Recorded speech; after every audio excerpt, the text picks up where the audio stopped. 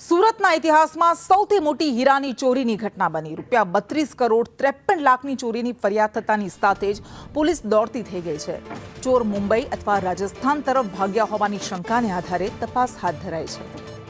વધુ વિગત સાથે સંવાદદાતા મનીષ પરમાર આપણી સાથે જોડાઈ ગયા છે। મનીષ, એ ચોરીની ઘટના, હીરાની ચોરીની ઘટના જેણે સૌ કોઈને ચોંકાવી દીધા, શું હવે સામે આવી રહ્યું છે?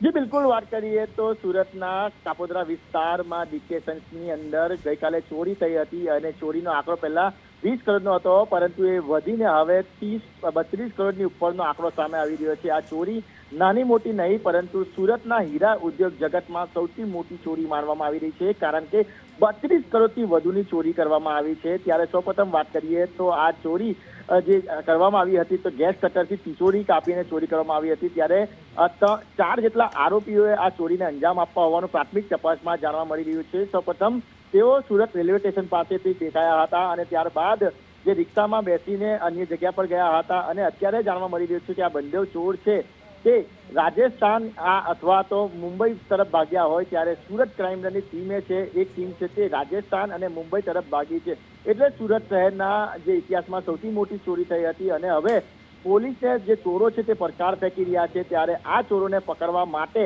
પોલીસ કવાયત કરી રહી છે અને જે કહેવાય કે કાર્યવાહી કરી રહી છે, પરંતુ જે રીતના આખી ચોરીને અંજામ આપવામાં આવ્યો હતો કે 3 દિવસની રજા આવે, આ રજાના દિવસોમાં ચોરી કરવાનું નક્કી કરવામાં આવ્યું હતું। સીસીટીવી તોડી નાખવામાં આવ્યા હતા, ત્યારબાદ અંદર પ્રવેશીને ઠંડા ગલે જે ચોરી કરવામાં આવી હતી પ્લાનિંગ સાથે।